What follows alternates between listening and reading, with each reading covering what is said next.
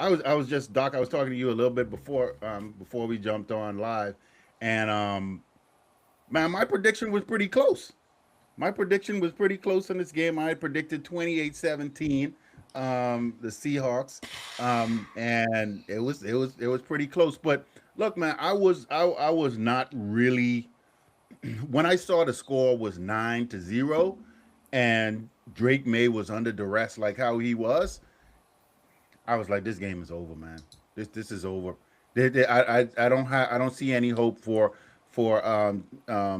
New England scoring any points in this game because you know the defense was just and obviously you realize the left side of their offensive line, the rookies, man, they was getting abused. They was getting used Yeah. and abused all night long, and it was like a turnstile.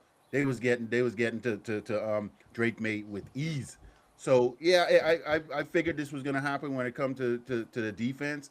And Lee, I know that really kind of pissed you off, because you was like, shoot, we was the only team in the league talking about your Rams that was like that beat them, and then also lost by what 2 points or 3 points or whatever it was, 4 points or whatever it was. So I mean, y'all was like right there. So that means what y'all would have did to New England. So and then these guys in your division. So I look, I feel you on how that feels. That's just like me watching the Dallas Cowboys win the Super Bowl. Oh my gosh, I'd probably throw up in my mouth, man, if the Dallas Cowboys ever won the. I'm telling you, man, that would be sickening. So yeah, I understand where you're coming from on that. But another thing Doc, I was talking to Doc about earlier was, I Stephon Diggs. After the game was really kind of boring for me. But I know for Seattle fans, this was the best game ever, right? But everybody else in the world, it was like whatever.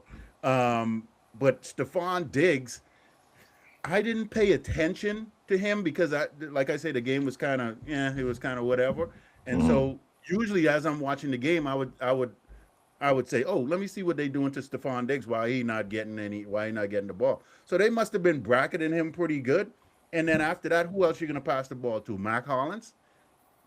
There's nobody else, right? Is nobody else who they're gonna pass the ball to, and really after they take Diggs out of the game, I mean, the offense was putrid. So yeah, I I don't know. And like I was saying also, it's so difficult to make it back to the Super Bowl. Everybody thinks that we got a good team, we got everything, we got the coaches, we got the players, we got everybody. Number one offense, this defense, and all this.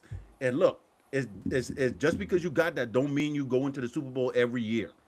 This is without that continuity. When you think back to the Patriots, they had that continuity with the coaching staff. They changed some Hmm. players in and out right there, but that coaching staff was staying intact, which really helped them out. Nowadays, coaches leaving all the time, and players leaving, free agency and that kind of thing. So anyway, man, it was the Super Bowl was what it was. I figured this was going to happen with on the defensive side for Seattle. Just manhandling them. So, hey, what can you say? Congrats to Seattle and Kenneth Walker. Congratulations, man. You really did your thing. So yeah, that's all I got on that. Yeah, man. I like defensive matchups, man. And so I know it was boring for a whole bunch of other people, but one of the things I found interesting was that Seattle was able to exploit some blocking scheme issues with New England. They didn't go into it too much. Witherspoon kind of hinted at it, but they saw something on tape where if they rush a certain way, they were going to isolate certain people, ain't going to get no help. And just as many times as they was going around the left tackle untouched, they had blitzes coming right down the center of the park, A gap and B gap blitzes that was getting to him unblocked too. So they Hmm. figured out something with the blocking schemes and how they pass off, and you can't really change that easily mid game if they find like a flaw in your blocking designs. When you have a defensive minded coach and he realized they ain't scoring on my defense, We just need to play field position, kick field goals. They ain't gonna do nothing. So it's like, hey, they taking Jackson Smith and Jigba out the game. We'll just run it. So Kenneth Walker was getting all the carries, appropriately so, because he was being productive running the ball, and got that MVP award. But no, it was just you had two good defenses, an okay offense, and a good offense. And then that great defense kind of exploited weaknesses of that okay offense, and that's what you end up getting, right? The left tackle having issues, but you got a second year quarterback. He hasn't been in this kind of situation before. They ain't giving him much help. They wasn't giving left tackle much help. And for me, that first drive in the second half when they only went 3-and-out, it's like, oh, y'all can't even make the adjustment. Yeah, it's over. It's over. Like, we knew it was over in the first half, but that Yeah. little bit of hope, yeah, that first 3-and-out, yeah, okay, yeah, they done. So Real quickly, Yeah. one thing with the blocking, what I want to find out, when you go here is like, why didn't they chip with a tight end? Why didn't you make some adjustments over there? What's going on? It's kind of hard to make in-game adjustments on the blocking scheme, right? Once that blocking scheme is set, unless you have some veterans on that line and they understand multiple different blocking scheme concepts over their, you know, tenure being in the league, then I could see you making an adjustment like that. But the blocking scheme itself, once you have that game plan set, it's set. Now, calling specific plays to help get your quarterback out of trouble, a bootleg, um, and maybe some hot routes. That's something that can be done in game, but that has to be really commanded by the quarterback. The quarterback. So first and foremost, when you have a veteran quarterback, he helps set the protection.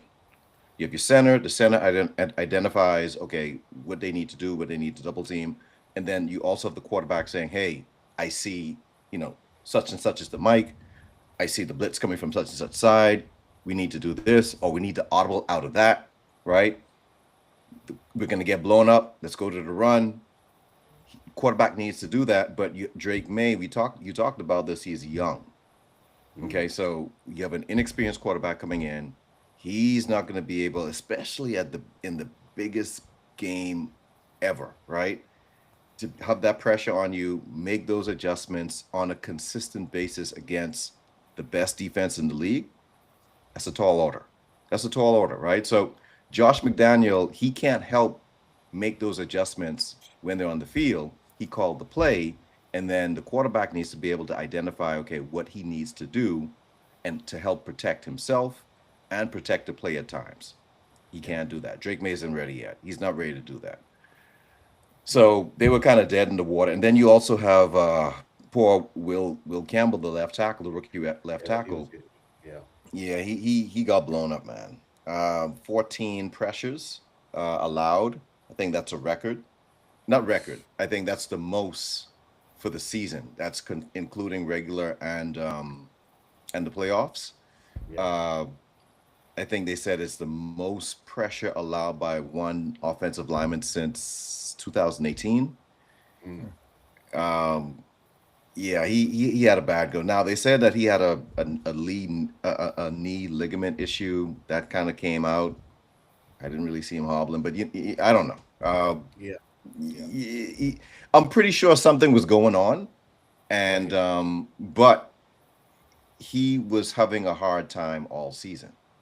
Hmm. This isn't like a vacuum thing. Like he's been having a hard time with this assignment since week one. Yeah. So we'll see if he gets coached up, if he can get better. He's a first round pick. Yeah. They're gonna need to invest some time in him. But outside of that, you know, Seahawks, man, they deserve it. They were the better team. They were. I think they just had more. They just had more firepower on both sides. The offense, I give the Patriots defense a lot of credit yes, for holding that offense for the first three quarters. Yes. They just ran out of gas. They ran out of gas. And when we talk about complementary football, the Patriots offense, they could not stay on the field long enough to give the defense time to take a break, the time to catch themselves. So that defense is spending so much time on the field. Come the fourth quarter, the floodgates just opened up. Yeah. You know.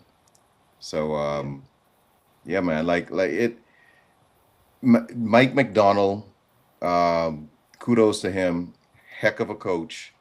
And I see we all see now why the Ravens defense has tanked since he's left, Absolutely. Absolutely. right? Yeah, man. So if anyone's wondering why is the Ravens defense not what it's been accustomed to from a performance standpoint, Mike McDonald's no longer there. That defense Yeah. is now being played in Seattle, and Right. we see what his contributions to the Ravens were actually was. Yeah, absolutely. Yeah, when you talk about Will Campbell, the internet is brutal, man. The internet is so brutal. Yeah. I mean, they put it. I saw this one clip. They got Will Campbell out there at the draft. They asked him, what are you gonna do to help the New England Patriots? And he's like, yeah, I'm gonna die Die for my quarterback. I'll to- die for for my quarterback. man. Yeah. And then they got him in the Amazon jersey after he was running in the turnstile on Sunday night. On Sunday, man, they got old boy working for Amazon. The internet is crucial, and boy, they don't take it easy on you, man. Not at Ooh, all. yeah. No. I mean, cruel. But let me ask you guys a question. Do you think, and Lee, this might be a little hard for you, but anyway, do you think that Seattle, with Mike McDonald being there on the defensive side, and I know they lost their offensive coordinator, right? Did they lose their offensive coordinator? Yeah, Yes, they did. because he went to the Raiders. He's Yeah, the Raiders. coached the Yeah, Raiders. yeah. So with that, is Seattle on the verge of trying to create a mini run for the next couple of years, or and can New England do the same thing, with a run? I want to hear what you guys think about this, because with the defense, Mike McDaniel, with the defense that what he got and what they put together, he got if he keep them dudes, what's my man who was in Dallas? What's his name again? Who on Seattle? Oh, Tank Lawrence, DeMarcus Lawrence. DeMarcus Lawrence. All DeMarcus Lawrence had to do was leave Dallas to win a Super Bowl. That's all he needed to do. Leave Dallas, Super Bowl. That's it. And he said that. He called it. DeMarcus where too? And DeMarcus, exactly. Leave there, Just saying. leave Dallas, win a Super Bowl. So, but the question is, do you guys think that Seattle is building something with Mike McDonald as the coach? It's a solid coach, man. As a little run now. No. Oh, I know you was gonna say it. No. Why not? Hey, look, I know y'all division. I know that NFC West is stout, right? And it's going to be some knockdown, drag out competition for the next couple of years. Yeah. Anyway, yeah, go ahead. I'll let Doc go, and then I'll give you my insights on it. I'll answer that. So you look at the 85 Bears. They're called the 85 Bears for a reason. As great as that defense was, they had a 1 year run. The Ravens, they had great defenses, won championship. Yeah. The Legion of Boom made it to 2, got 1, made a bad offensive call, didn't get the second one, but that's it. The Bucks. Yeah. The Bucks with Warren Bucs. Sapp. Yes, Bucks, Bucks, yeah, 1, that's true. right? One. So for Yeah. all these great defenses, they have a 1 to maybe 2 year run, it seems, and then Yeah. it just seems to dissipate, right? Now That's the it. the 2 other complications for the Seattle, and I want the Seattle fans to know, like, much respect, like, you'll have an awesome team, right? But Clint Kubiak is leaving, so you don't know how the offense is going to go. Could be better, but it may not be as good, right? Yeah. Which then puts more pressure on the defense. And don't forget, they in the NFC West. They got to deal with the Rams Yeah. and the Niners as well, And yeah. right? Yeah. And they gonna have a first place schedule this coming year. So Oh, yeah, that's true. yeah.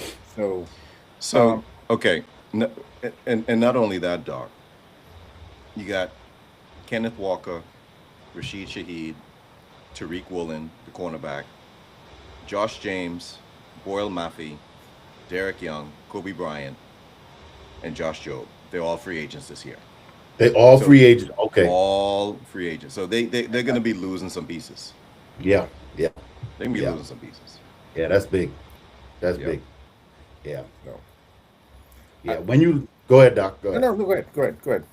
No. I was just gonna follow. So let me jump in then. So I mean, but outside all of that, right? Because I know I'm gonna hear it, but Clint Kubiak, losing him, which I'm ecstatic that they lost him as a Ram. I'm like, I was hoping that he was gonna get out of there, right? So he's gone. Yeah. Those teams that Doc was talking about, right?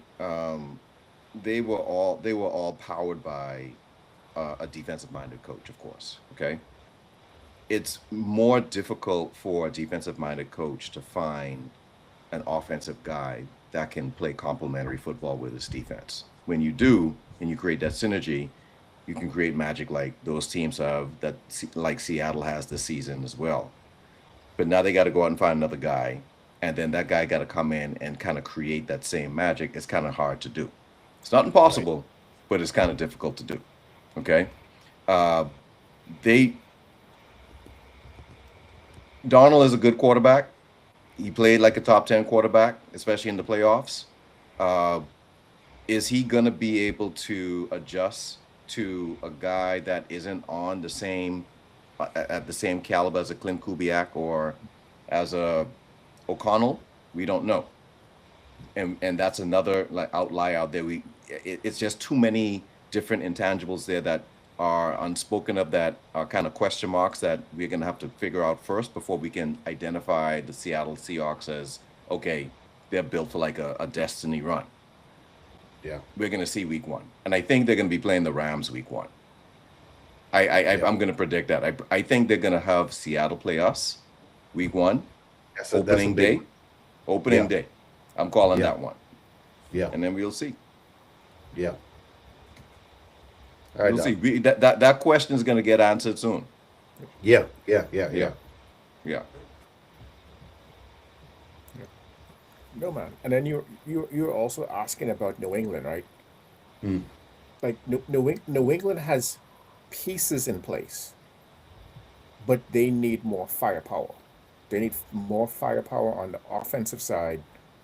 They just need some firepower on the defense, but especially on the offense, they need to get Drake May some weapons. They need a Right. receiver. They need to figure out with Will Campbell, right? And sometimes left tackles have a rough first year.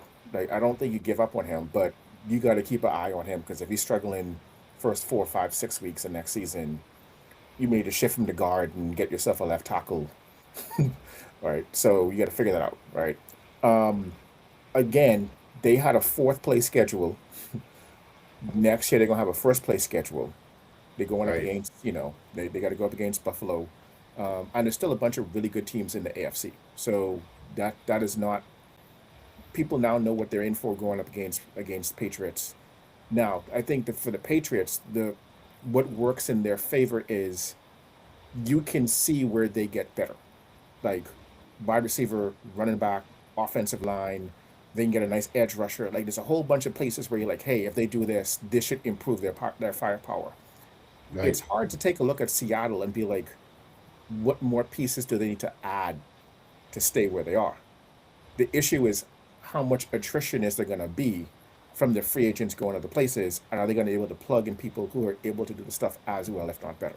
So Yeah. yeah. Well, check this out. When you have a coach like Mike McDonald, it seems like he can get pretty much some players that he could plug in there. If Lee named off all those free agents that's going to be leaving, and guys now with them winning the Super Bowl, some guys going to want to go to Seattle, and if he could plug in some players, and the coach that he is, he could get the defense to back to where it is. Defense going to be top 10. The defense is going to be fine. Defense I, going to I be have top 10. I have no questions about the defense. Defense going to be top 10. The Yeah. the defense is going to be okay. Yeah. Okay. The So it's defense more gonna be on the fine. offensive side where y'all Offensive think. side. It's that offensive side. Like I said, with Clint gone, who are they Yeah. going to come? I was concerned that Cliff Kingsbury was going to actually end up there because he, up until a couple of days ago, he was still floating around, Mhm. and I was like, please don't let him go to Seattle, right? So, Yeah. luckily, Yeah. that didn't happen. Yeah.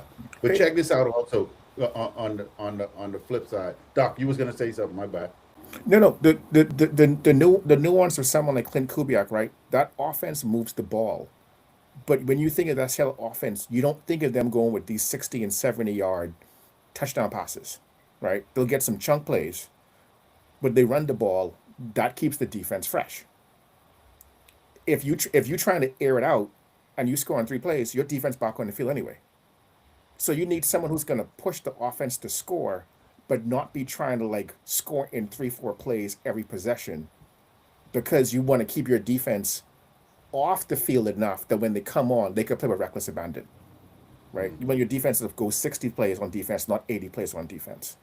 So you don't want the 3 and outs, but you don't want to necessarily score in 3 plays either.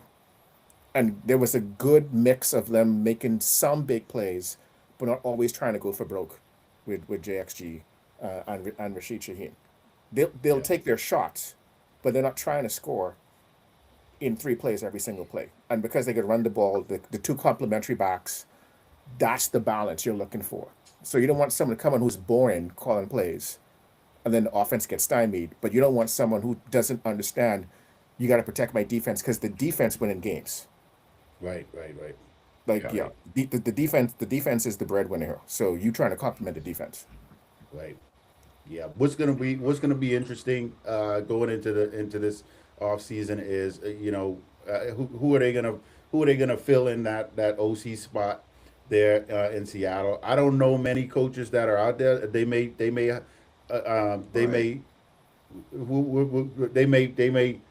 bring somebody from within. But what you think? I mean, what coaches are out there right now that Yeah, would be an Yeah. OC candidate for it? Petulo.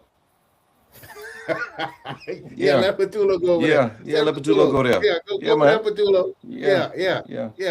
Man. Petulo will be good. You deserve a second chance. You He deserve a deserves second chance. Yeah, let him go there. Petulo can't even coach middle school right now. Boy. Ain't Nagy looking for a job? Nagy? Nagy, I thought Nagy is gonna end up, I believe, with the Raiders. I think he's going to the Raiders. With Kubiak? Or Okay, I think they're interviewing him. I got you. Okay. Yeah. But I hope he goes to Seattle too.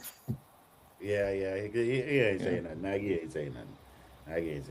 We'll see who they bring in there. And then last thing that I wanted to bring up real quick, and this on the New England side, I know they had brought in over 30 players. This is what I heard. 30 players revamped the team. Okay. Are these guys free agents? Like who are they losing? Like who are they gonna lose?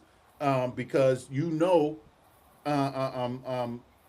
Mahomes is gonna be hyped up and ready to go. Travis Kelce is coming back. I don't know why he don't retire. And Wait, then Kelsey coming back? he hadn't announced it, but I was watching their podcast, and he's Stop it, man. he's gonna come back. He's gonna come back. Stop it. Yeah, he's coming back. And so you got them coming back. You got Denver is going to be there. I can't put the Bills in there right now. I don't know. They got to do something else. But it's what do those free agents look like on New England side, real quick? It's not as many, right? They have Right. 1, 2, 3, 4, 5, 6, about 6 unrestricted free agents. No big namers. Yeah. Okay. I think so Chason, the edge, Chason, he's the biggest name. Austin Hooper, the tight end. Jalen Hawkins, the safety. Lowe, offensive lineman. Tonga, defensive lineman, and Munford, another offensive lineman. Yeah. Yeah. Oh, you know what? You mentioned Austin Hooper, right? Funny Hmm. thing, my wife was watching the Super Bowl, and my wife was like, "Wasn't he on the Falcons? Falcons. Yeah. He was Yeah. on the Falcons in that Yep. 28-3 Hmm. debacle." She was like, Yep. "Man, it must be him. It must be him why That's they him. lose." Oh no, no, Wow. no. Wow. That's messed up. He don't deserve that. No. He don't deserve that. But he's a veteran, man. I didn't know he was on that. I didn't when I thought about it when she said it, I was like, "Oh man." And so I was like, "Yeah, that is true. He was on the Falcons back in the day." So, yeah, Hmm. man. But anyway, all right. So yeah, Seattle Super Bowl champs. They did it. And so we got a lot. We got to talk about coming up the off season. What's going to happen? I want to ask you guys about right now. You're not on this episode, the next episode, or an episode after that, but coming up. We're gonna talk about like who's your top 10 teams right now. Like the Super Bowl just ended. I want to know who's your top 10 teams going into the next season. So I want you guys to think about that. And then we're going to talk about some offenses, defenses. We're going to talk about a bunch of things coming up, free agency, a lot of stuff coming up, the Yep. draft coming up, all that. We got a lot going on. So, yeah, man, it was Hold good on. too. Hold on 1 second. We got Yeah, what we got. I thought we had someone in the chat. No. Okay. No, yeah. Okay. Yeah. So yeah, we got a bunch coming up. So this next episode we're gonna talk about a lot and get that going. So yeah, man. Bet. All right. Well, All right. All right. all right, fellas. Yeah, man. Cool. See you Catch you later. on the next one. Okay.